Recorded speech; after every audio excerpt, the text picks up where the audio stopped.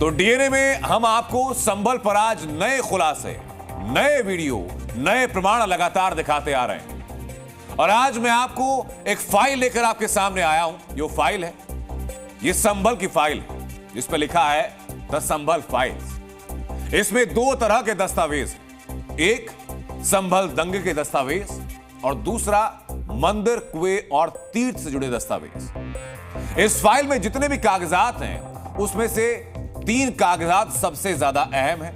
पहला कागज मैं दिखाता हूं आपको, मेरे हाथ में पहला कागज है। संभल के सांसद जियाउर रहमान बर्क की बिजली फाइल ये है। आज संभल में बिजली चोरों के खिलाफ चल रहे अभियान में संभल के सांसद जियाउर रहमान बर्क के घर का मीटर उखाड़ लिया गया। दूसरी जो फाइल आपके सामने आने वाली वो दूसरी फाइल संभल के इतिहास को, संभल के अतीत का आईना है।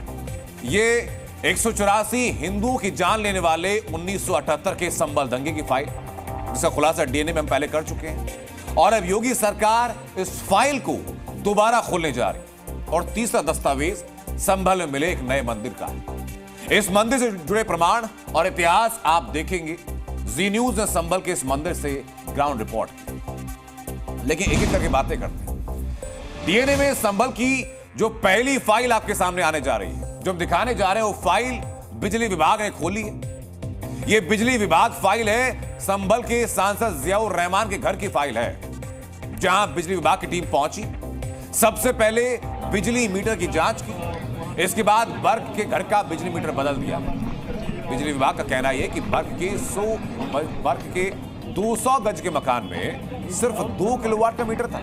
सोचिए, मकान 200 गज का और मीटर 2 किलोवाट का। इस 2 किलोवाट की मीटर के बदले में एक नया मीटर लगाया गया और पुराने मीटर को उखाड़ करके बिजली विभाग अपने साथ ले गया, ताकि मीटर की लैब में जांच हो और ये पता लगे कि सांसद बर्क के घर में बिजली चोरी हो रही थी या नहीं हो रही थी। अब फिर सवाल उठता है, सवाल यह कि एक सांसद के घर में बिजली चोरी की जांच करने की जरूरत क्यों पड़ी? तो ये क्यों पड़ी, ये आपको बताते हैं। मेरे हाथ में इस वक्त सांसद जियाउर रहमान के उसी मकान का बिजली बिल है। ये उसी बिजली बिल की कॉपी आप देख रहे हैं, जिस मकान का पुराना मीटर उखाड़ करके उसकी जगह नया मीटर लगाया गया। एक सांसद के घर में बिजली का बिल आप सोचिए कितना आता होगा। आप सोच कर देखिए, 200 गज का मकान, अंदाजा लगाइए जरा। आप अंदाजा लगाएंगे, लेकिन क्या आप यकीन कर पाएंगे कि सांसद बर्क के घर का नवंबर महीने का बिजली का जो बिल था वो 231 रुपए था। सोचिए, 231 रुपए, वो सिर्फ मीटर चार्ज है, क्योंकि बिजली खपत जो है वो 0 यूनिट है। और ये डॉक्यूमेंट मेरे हाथ में है, उसका जो डॉक्यूमेंट मेरे हाथ में आप देख रहे हैं, वही डॉक्यूमेंट मैं आपको टीवी स्क्रीन पर भी दिखाता हूं। ये तो सिर्फ एक कागज है। अब मैं आपको संभल फाइल का एक और कागज दिखाता हूं। ये संभल के बिजली विभाग का कागज, जिसमें बताया गया कि दिसंबर 2023 से नवंबर 2024 तक सांसद बर्क के 200 गज के मकान में हर महीने या किसी भी महीने 35 यूनिट से ज्यादा बिजली खर्च हुई नहीं है और उनके घर का 410 रुपए से ज्यादा का बिल नहीं आया। आप सोचिए जरा, ऐसा संभव है क्या? पिछले 5 महीने से सांसद जी के घर की बिजली की खपत 0 है, जबकि सांसद खुद उसी घर में रहते हैं। एक आम आदमी अंदाजा लगा सकता है कि जिस घर में लोग रहते हो, सांसद का घर हो तो बाकी लोग भी आते जाते होंगे। 200 गज में मकान बना है और बिजली यूनिट 0 खर्च होती है। जो कागज मैं आपको दिखा रहा हूं, इसी कागज में बताया गया कि संभल में एक आम आदमी के घर का बिल कितना आ रहा है। ये दूसरा कागज जरा आप देखिए, इसमें कंपैरिजन है सांसद बर्क के घर का और एक आम आदमी के घर। बर्क के घर में जहां ज्यादा से ज्यादा जो बिल आया लगभग 400 रुपए, तक आम आदमी के बिजली का बिल आ रहा है 1650 रुपए। एक आम आदमी के घर पर हर महीने 350 यूनिट बिजली खर्च हो रही है, लेकिन सांसद बर्क के घर पर 0 यूनिट बिजली का खर्च आ रहा है। अब आप समझ रहे होंगे क्योंकि सांसद बर्क के घर का मीटर बदला गया और क्यों सांसद के घर के मीटर को लैब में जांच के लिए भेजा जाएगा। ऐसा आप सोचेंगे कि आज से पहले कभी सांसद बर्क के घर पर बिजली विभाग का एक्शन क्यों नहीं हुआ, तो इसका जवाब भी जरा आप जानिए। सांसद बर्क के घर जो बिजली विभाग की टीम गई थी, उस टीम में सिर्फ 5 से 6 लोगों की टीम थी। वो तस्वीर मैं आपको दिखा रहा हूं। लेकिन इन 5 से 6 लोगों की टीम की सुरक्षा के लिए, उनके प्रोटेक्शन के लिए यूपी पुलिस और रैपिड एक्शन फोर्स के 150 जवान तैनात थे। इन जवानों के पास हथियार थे, इन जवानों के पास टीयर गैस गन थे। ये सीन अपने आप में बताता है कि सांसद बर्ग के घर में एक्शन लेना कितना खतरनाक साबित हो सकता है। इस बात का अंदाजा था विभाग की टीम को। अभी हो सकता है कि सांसद बर्ग के चाहने वाले उन्हें इसका प्रभाव कहें, लेकिन बिजली विभाग के अधिकारियों का कहना है कि वो पहले जब सांसद बर्ग के घर जाते थे तो यहां उन्हें विरोध झेलना होता था और बिजली विभाग की हिम्मत नहीं होती थी कि वो सांसद बर्ग के घर की दहलीज पर कदम भी रख सके। क्या ये जो पुलिस है ये आपकी सुरक्षा के लिए? हाँ, सुरक्षा। क्या आप लोग यहाँ पे सुरक्षित महसूस नहीं करते थे? हाँ, पहले दिक्कत थी। पहले जी सर, 1 मीटर लगाने के लिए इतना पुलिस फोर्स क्या मानते हैं? सबको लेकर क्या सुरक्षित महसूस? सुरक्षा हेतु सिर्फ पुलिस फोर्स। तो सुना आप, संभल के सांसद बर्ग के घर बिजली विभाग को जाने में डर लगता था। सिर्फ सांसद जी नहीं, पूरे संभल में बिजली विभाग को एक्शन लेने में डर लगता था। तभी तो संभल बिजली चोरी में देश का नंबर 1 जिला बन चुका था। अब संभल फाइल्स के अगले चैप्टर की बारी है, जिसमें 1978 दंगों की पूरी इनसाइड स्टोरी है। मेरे पास आज जो ये फाइल है, इस फाइल में जिन आंकड़ों का जिक्र है, ये वही आंकड़े हैं जो कल विधानसभा में मुख्यमंत्री योगी आदित्यनाथ ने बताए थे। सीएम योगी ने साल दर साल संभल में दंगों का जिक्र किया। हर दंगे में हिंदुओं की मौत के जो आंकड़े बताए गए, इन फाइल्स में वो सेम टू सेम आंकड़े हैं। बहुत मुमकिन है कि योगी जी की मेज पर भी यही फाइल्स होंगी। इन फाइल्स में सिर्फ आंकड़े नहीं, बल्कि दंगा किसने भड़काया, किसकी लापरवाही से आग लगी और आरोपियों के खिलाफ कार्रवाई क्यों नहीं हुई, इस दंगे में शामिल और दंगे के आरोपियों को बचाने वाले एक एक किरदार का नाम इसमें दर्ज है। और साल दर साल, महीने दर महीने, घटना दर घटनाक्रम, इसमें सब कुछ दर्ज है। तो अब जब द संभल फाइल्स का 1978 दंगे का चैप्टर खोलेगा तो 40 साल से टूट चुकी उम्मीदों को भी इंसाफ मिलेगा। उस पर हमारी एक्सक्लूसिव रिपोर्ट आपको जरूर देंगे। 1947 से लेकर के अब तक 209 हिंदुओं की निर्मम हत्या वहां हुई है। संभल के अंदर 209 हिंदुओं की। ये संभल में दंगों का जो इतिहास है 1947 से ही प्रारंभ होता है। संभल में 46 साल बाद सिर्फ मंदिर के कपाट ही नहीं खुले हैं, बल्कि अब मुख्यमंत्री योगी आदित्यनाथ 1978 के दंगों की फाइल भी खोलने जा रहे हैं। 46 साल से जिन हिंदुओं को इंसाफ का इंतजार है, योगी राज में ये इंतजार अब खत्म होने वाला है।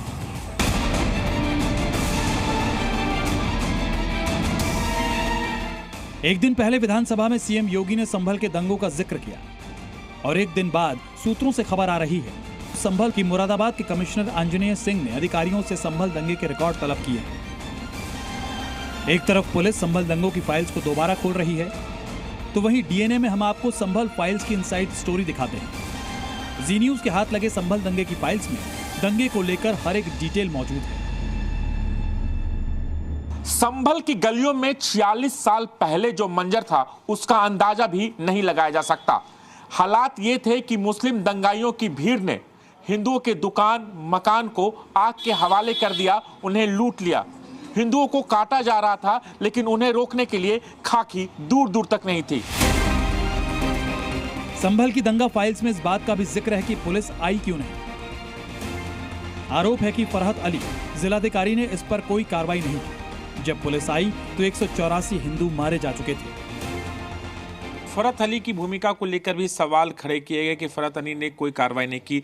आप लोग क्या फरहत अली से मदद मांगे थे? हम तो चश्मदीद थे, हमने तो पैर तक पकड़े थे फरहत अली के कि वहाँ धुआं उठ रहा है फड़ में, नखासे में आप फोर्स भेजिए। बोले फोर्स है नहीं मेरे पास, कहाँ से भेजूँ? तो बहुत उनसे खुशामद करी सब मार्केट के व्यापारी वर्ग ने, लेकिन पता नहीं सत्ता का दबाव था या बीइंग ए मुस्लिम उन्होंने नहीं भेजे। संभल की member of parliament Shanti Devi Yadav हुआ करती थी, वो कोतवाली आती हैं। कोतवाली आकर उनके द्वारा एक्शन इनिशिएट होता है और कलेक्टर को उन्होंने तुरंत कहा कि क्यों चौरे भरत हुआ, मरवाए थे तूने हिंदू संभल के। 184 हिंदुओं का कत्लेआम करने वाली भीड़ कितनी बड़ी रही हो, इसका अंदाजा लगाना मुश्किल नहीं। लेकिन इस मामले में सजा एक आदमी को भी नहीं मिली। क्यों? इसका जवाब भी जी न्यूज के हाथ लगे संभल फाइल्स में है। इस दंगे में मुख्य अभियुक्त इरफान, वाजिद, जाहिद, हथौड़िया का शाहिद, कामिल, अच्छन, मंजर आदि बनाए गए। 2010 में कोर्ट में गवाह हॉस्टाइल हो गए और मुकदमे को बंद कर दिया गया। तब माननीय न्यायाधीश ने यह भी लिखा था कि मैं सोच भी नहीं सकता ऐसे लोगों को फांसी नहीं हो रही है। और गवाह हॉस्टाइल हो रहे हैं। भाई भट्ट साहब तो उस समय सब हीरो थे, वो सब जितने भी अतउल्ला ततारी हों या मंजर शफी हों या अन्य 48 अभियुक्त हों, उन सबके को एक पैट्रोनाइजर थे। हबीब रहमान वर्ग इनके आदमियों को बहुत ज़्यादा दबाव डाल रखा था इन्होंने, ताकि ये मतलब कुछ बोले नहीं, इधर वो पलट गए, वो पलटना नहीं चाहिए, ताकि खुल के पहले दोबारा इनकी सबको वो मिलना चाहिए इंसाफ। सबूतों और गवाहों को मद्देनजर रखते हुए संभल में हिंदुओं की हत्या करने वाले आरोपी बरी हो गए, लेकिन ये भी जानना जरूरी है कि आखिर गवाह हॉस्टाइल कैसे हुए। मामा बनवारी लाला के बेटे नवनीत गोयल के पार्टनर प्रदीप अग्रवाल के भाई को मियां सराय के वसीम ने गोली मारकर हत्या कर दी और वहां उपस्थित लोगों से उसने कहा कि उनके विरुद्ध अगर किसी ने एफआईआर करवाई तो उसको भी गोली मार दी जाएगी।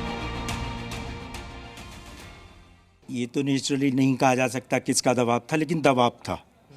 दबाव कुछ बैड एलिमेंट का दबाव था कि अगर या गवाही दे दो, हॉस्टाइल हो जाओ या मारे जाओ। जी न्यूज के हाथ लगी संभल फाइल्स में 78 के दंगे की पूरी इनसाइड स्टोरी का जिक्र है। क्या हुआ था, किसने आग लगाई थी, किसने किया था कत्लेआम, क्यों छूट गए थे आरोपी और कौन थे उनके मददगार, हर एक डिटेल का जिक्र है। अब ये सारी फाइलें दोबारा खुलने वाली हैं, जिससे 46 साल बाद ही सही इंसाफ की उम्मीद जगी है। संभल से राजू राज के साथ ब्यूरो रिपोर्ट, जी मीडिया। तो संभल फाइल्स का दंगा चैप्टर तो आपने देखा, अब आपको दिखाते हैं इन फाइल्स का मंदिर चैप्टर क्या है। संभल में हाल ही में हुए दंगे के बाद कार्रवाई में एक के बाद एक हिंदू मंदिर मिल रहे हैं, जिन्हें सनातन के सबूत के तौर पर देखा जा रहा है।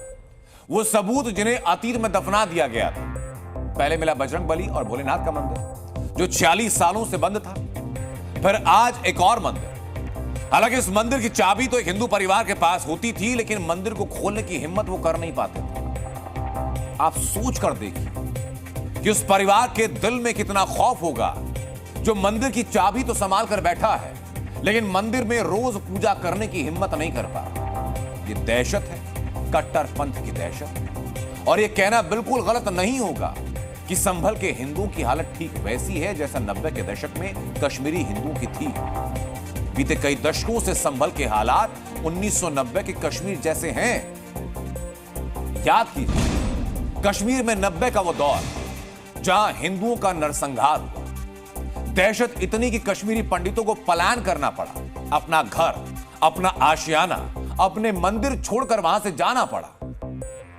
कश्मीरी पंडितों के घरों पर तो कट्टरपंथियों ने कब्जा किया, लेकिन जिनके घर बचे वो साल में सिर्फ एक बार वहां जा पाते हैं, अपने मंदिरों में जाकर दिया जला पाते हैं। कमोबेश वैसे ही हालात संभल के हिंदुओं के भी हैं। साल दर साल दंगे होते रहे, हिंदुओं का कत्लेआम होता रहा और दंगाइयों के खौफ से संभल से हिंदू परिवार वहां से पलायन करने के लिए मजबूर हुए। और आज संभल में जो मंदिर मिला, वहां के हालात कुछ ऐसे ही हैं। तीज त्योहार पर किसी तरीके से हिम्मत जुटाकर लोग मंदिर में जाते थे, साफ सफाई करते थे, मंदिर में दिया बाती करते थे, हिम्मत जुटाकर। अब अंदाजा लगा लीजिए कि आज तक इन लोगों में कैसी दहशत है। लेकिन आज इस मंदिर को एक बार फिर खोला गया। कश्मीर से संभल तक दोनों जगह आपको एक फैक्टर मिलेगा कॉमन, वो है खौफ, वो फैक्टर है दहशत, वो फैक्टर है डर। और यहां साफ करना बहुत जरूरी भी है, कश्मीर में मुद्दा आतंकवाद था, संभल में मुद्दा आतंकवाद नहीं है, लेकिन खौफ जरूर एक जैसा है। अब तक हम आपको संभल में मुसलमानों के घरों से घिरे उस मंदिर की ग्राउंड रिपोर्ट दिखाना चाहते हैं, जिसकी आज चर्चा हो रही है। कैसे इस मंदिर में पूजा करने की हिम्मत लोग जुटा पाए और क्या वहां पर हुआ, इस रिपोर्ट में जरा देखिए।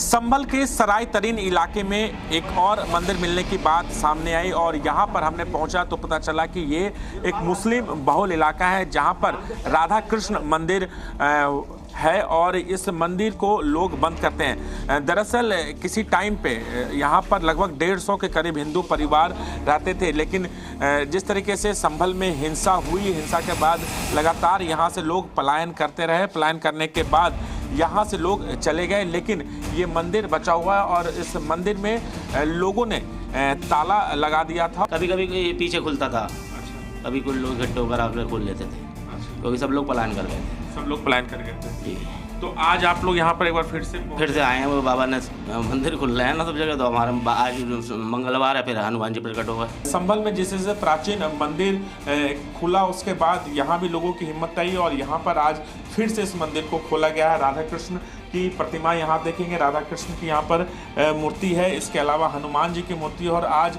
इस मंदिर को यहाँ पर खोला गया है। राजू राज, जी मीडिया, संभल।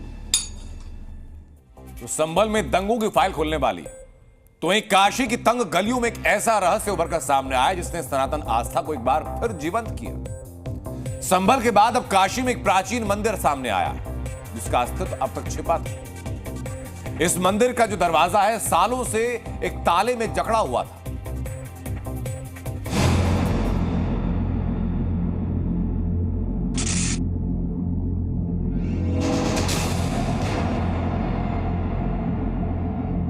काशी के मदनपुरा में चारों ओर घनी आबादी के बीच ये मंदिर जैसे समय के साथ खो गया था,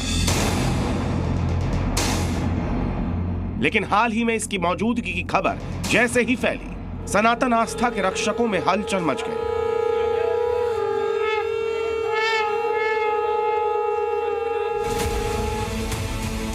इस मंदिर के ऊपरी हिस्से में बनी गोलाकार फूलों की आकृतियां इसकी प्राचीन कला की गवाही दे रही है। इस इमारत का बाहरी स्वरूप शिव मंदिर जैसा दिखता है, लेकिन सालों से इसके गेट पर लटका ताला आज भी रहस्य बना हुआ है।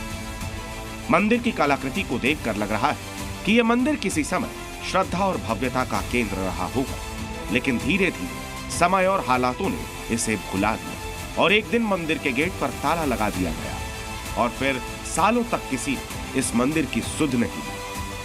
इस वक्त आप मेरे ठीक पीछे एक मंदिर देख सकते हैं। इसी मंदिर के बारे में हिंदू पक्ष ने दावा किया है कि ये एक सिद्ध तीर्थ है, यहाँ पर सिद्धलिंग मौजूद है और ये जो पूरा स्थान है बहुत पवित्र है। बहुत दिनों से इस मंदिर की तलाश चल रही थी और अचानक ये मंदिर अब सामने आया है। और इस मंदिर के बारे में आपको दिखाना चाहेंगे कि जीर्ण शीर्ण स्थिति में दिखाई पड़ रहा है। हालांकि जो ऊपर के गुंबद हैं वो उसे देखकर लगता है कि मंदिर काफ़ी प्राचीन है। यहाँ पर अगर आप नीचे देखेंगे तो यहाँ पर आप देख सकते हैं कि मंदिर के ठीक सामने यहाँ पर बिजली के तार यहाँ पर सिमटे दिखाई पड़ रहे हैं। करीब 10 साल से बंद पड़ा ये मंदिर वाराणसी के मदनपुरा इलाके के गोल चबूतरा के पास है। इस बंद मंदिर के बारे में ये कहा जाता है कि कभी ये एक बंगाली परिवार के मकान का हिस्सा हुआ करता था। बाद में इस मकान को एक मुस्लिम व्यापारी ने खरीद लिया, लेकिन मंदिर का हिस्सा जस का तस छोड़ दिया। ये मंदिर जब यहाँ निकला है तो हिंदू पक्ष ने इस बात की मांग की है कि जल्द से जल्द इस मंदिर के ताले को खोल दिया जाए ताकि यहाँ पर पूजा पाठ शुरू हो पाए। इस ताले को आप देख सकते हैं, यहाँ पर ताला बंद है। ये ताला किसने बंद किया, कब बंद किया, इस बारे में अभी प्रशासन जानकारी इकट्ठा कर रहा है, लेकिन फिलहाल ये ताला बंद है और इस ताले के बंद होने की वजह से अब तक यहाँ पर पूजा पाठ जैसी कोई चीज नहीं होती। इस प्राचीन शिव मंदिर में जड़े ताले के पीछे का रहस्य क्या है, ये सवाल हर किसी के मन में गूंज रहा है। सनातन रक्षक दल ने मुख्यमंत्री योगी आदित्यनाथ से मांग की है कि इस मंदिर को जल्द से जल्द खोला जाए और इसकी दिव्यता को पुनर्जीवित किया जाए। लोग इसे धार्मिक आस्था का प्रतीक मानते हुए इसके दरवाजे खुलवाने की मांग कर रहे हैं। हमको यहाँ पे सिद्धेश्वर महादेव का स्थान मिला है और यहीं पे बगल में ही सिद्धकूप है, जिसको आप गोल चबूतरा बोलते हैं, वो सिद्धकूप है। उस स्थान पे कूप था, तो हमने खोज की, हम मंदिर चाहते हैं कि खुले, पूजा करें। इसके अतिरिक्त तो हमारी कोई ऐसी मांग नहीं है। मदनपुरा जैसे घनी आबादी वाले इलाके में प्राचीन मंदिर मिलने से हलचल मच गई है। एहतियातन पुलिस और पीएसी की तैनाती कर दी गई है ताकि शांति व्यवस्था बनी रहे, लेकिन इस पूरे घटनाक्रम के बीच मंदिर में ताले खुलने की उम्मीद लगातार बढ़ती जा रही है। वाराणसी से शरद अवस्थी के साथ ब्यूरो रिपोर्ट, जी मीडिया।